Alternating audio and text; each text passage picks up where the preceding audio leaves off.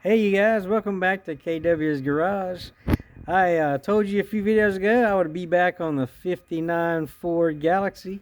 So we're going to do a little tour around it and get my dad to tell a little bit of the story of this car and see how this thing came to be in Dad's possession. Okay, so let's take a tour around it and we'll see what what we got going on here. Alright, this is a long 19 or 20 foot 1959 Ford Galaxie 500 Fairlane. It's got all the badges on it and all the chrome, as you can see. So let's just take a tour around and see what Dad already has done to it. He had put tires on it several years ago and they look really good and they're still holding air all the way around. Looks like it's been off the road since 2005. But we started it up a few weeks ago when I was home and runs really good actually. So we'll show you that as we go on. So this thing is in really good shape. As you can see, it has chrome for days. Got a few pieces here missing, but we have those to put back on as we go forward. We got that whole ginormous trunk, which you can put a lot of bodies in that. And as you can tell, this model even had the plastic, I think it was eagles that went on there. Crowns. Okay, yeah. So there was crowns there. Not all of them had that, but this one came with it. So top of the line in that year. Yeah, it was definitely the high-class luxury model of 1959 Ford right here Galaxie. Ford Fairlane Galaxie 500. So you can see this, the tail lights. In 1959, they used the space race and as part of their design in their vehicles, and this definitely looks like the back of a rocket engine. Isn't that cool? And there is the badge for Fairlane 500 or 5 sideways 0 0. There we go. And with chrome for days. As you can tell, this trunk is massive. You can move your house just about in this thing. You've got spare tires aplenty, and got jack that came with it. Even an old homemade hitch still back here from who knows what year. What year was that, Dad? Any idea? 66, probably. 66 when that thing was put on there. I needed a way to pull a trailer. You did what you had to do back then, right, Dad? Right. But I want to show you this interior on this thing. This interior, Dad did a restoration in this back in the 90s.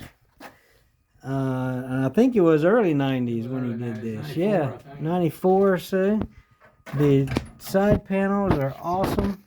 That's the seats. Side panels. We didn't redo the side panels. Those are original side panels. Yeah. Wow. I thought those were redone. No, just the seats and But the couch. the seats are immaculate. The headliner is completely intact. The only thing missing is the dome light that never was able to be put in yet.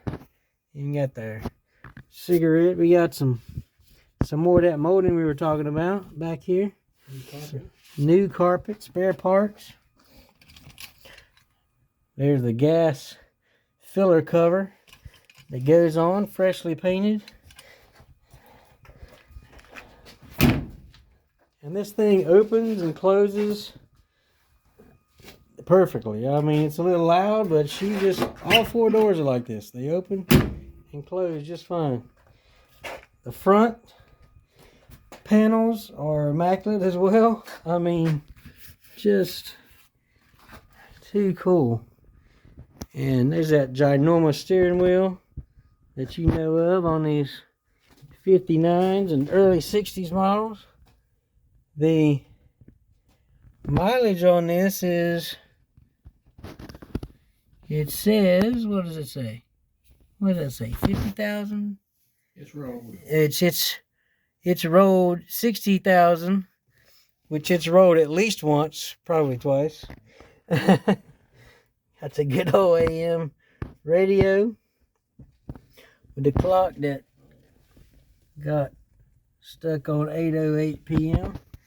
or AM, one of the two.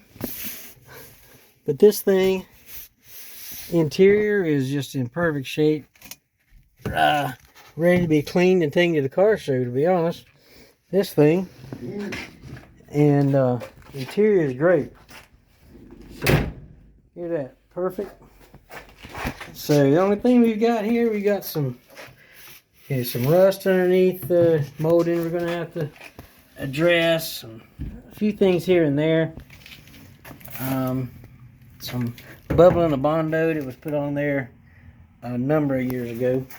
A lot of them, I would say. Probably 95 and 96. 95 or 6 is when this thing was painted and restored to this condition it is right now. The worst piece is the hood. The hood front of that is rusted out. But we got a new one. So, but exactly, we have ourselves another hood that has been painted up, that is absolutely beautiful. It was probably painted, I don't know, 12, 15 years ago. Yes, at least. And it's been right here under plastic that ended up deteriorating. So we put this blanket around it to protect it until we can get to putting it on. Now the So, wheel covers are not correct. They're 57 Ford wheel covers. okay, there's a 57 Ford rear covers. Yeah, I lost the other ones, so I've had these. I just put them on. They look good to me. So. Oh yeah, they look perfect to me. I wouldn't have known the difference, to be honest. The only other big thing that there was a big spot. You can see the spot on the top where it's been patched. Well, I can tell you. Did I ever tell you how that happened? You didn't. How did that happen, Dad? That happened because back in the days of CB radios, everybody wanted a CB antenna. And I thought about this car and putting that antenna right in the top.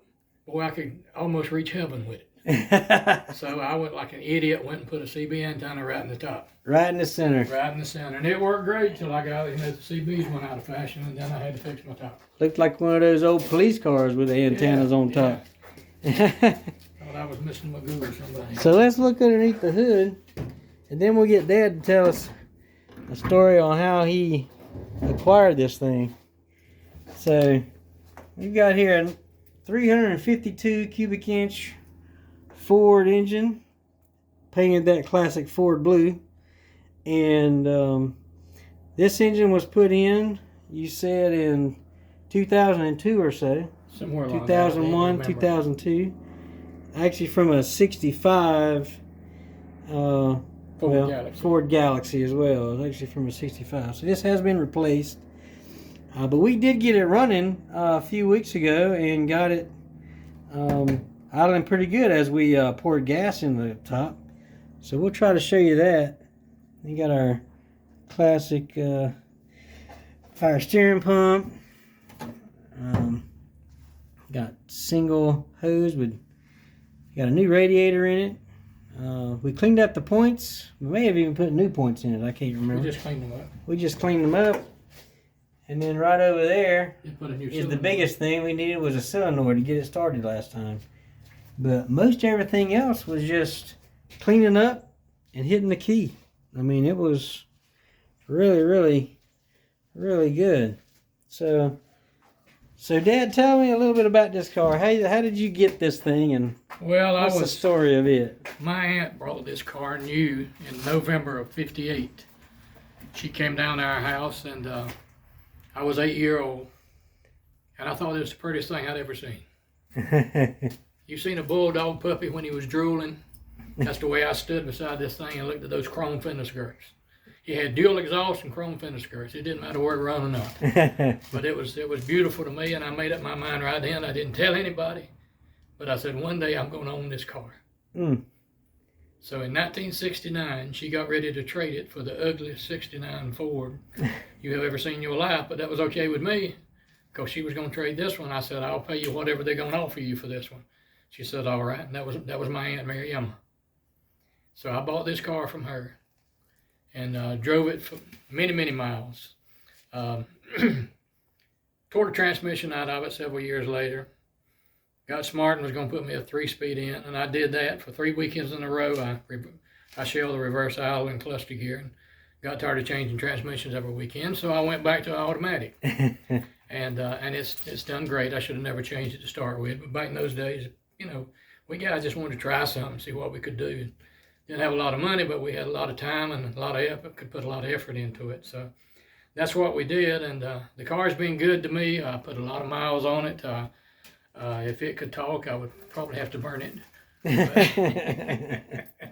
No, it's been a good car. I love this car, and I wanted to fix it and had started on it, and just couldn't finish it.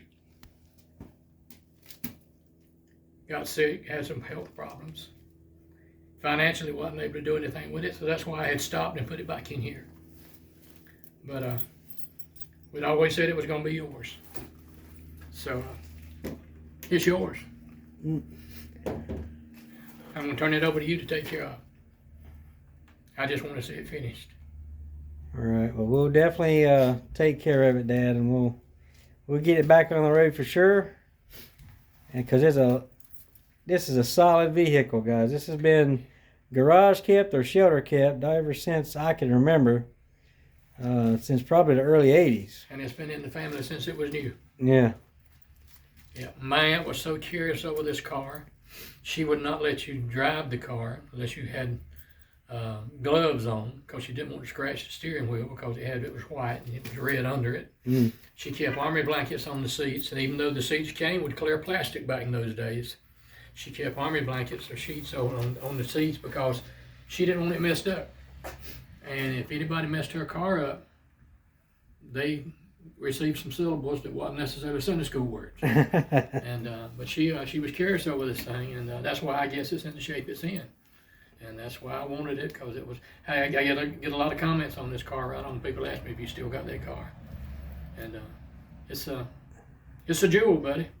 Oh yeah. It's a jewel, and it's gonna be sharp when you get it fixed up. It's gonna be good. I wish I could have went ahead and finished it, but financially, after I got sick, I was just not able to spend the money on it, but I didn't want to let it go. I wanted to hold on to it, and that's what we've done, and I'm glad we did.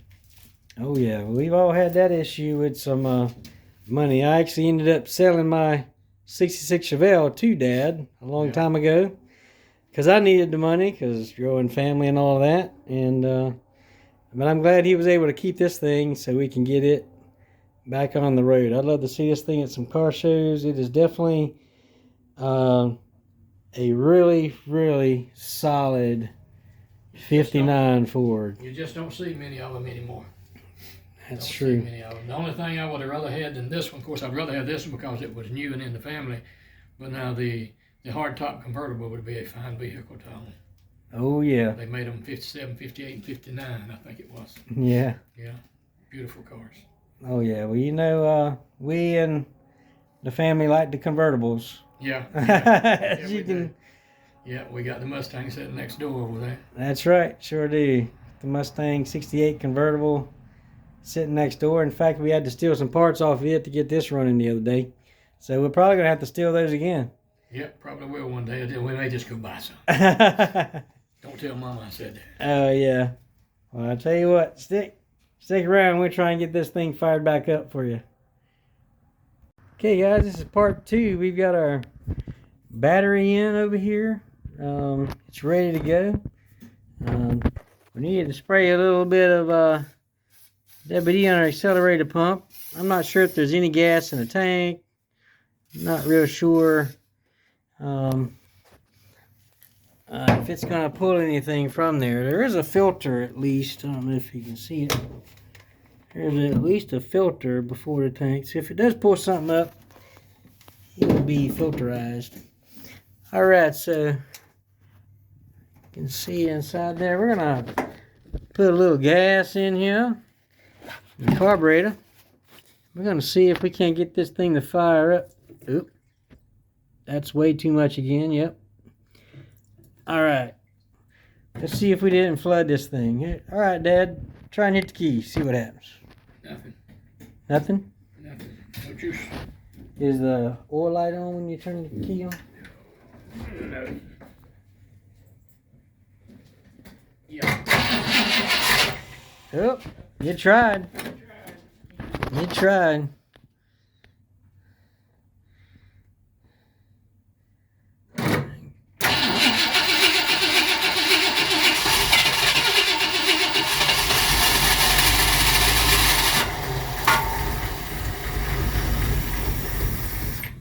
All right, try it again. Listen to that thing. There's no valve train noise.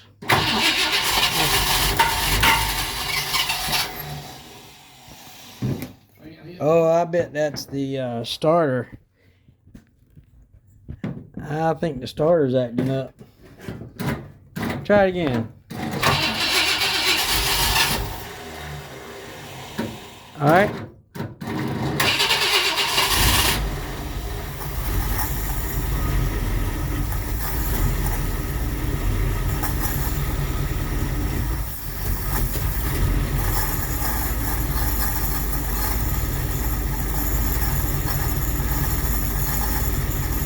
This thing will drink some gas though. Listen to that. I mean, it is running really, really good. So what we're going to do is we're going to, next time, we will try to get us a fuel supply to that pump and see if that pump down there will work and try and get this thing to idle. I'm not sure what the condition of the carburetor is, but we know it runs, so that is a really good thing. We're gonna cut it off there, and we'll be back another time to get this thing going and maybe even see if the transmission will go and see if we have some brakes. I doubt it, but I'm sure they're all stuck. So we'll try and do all that next time. All right.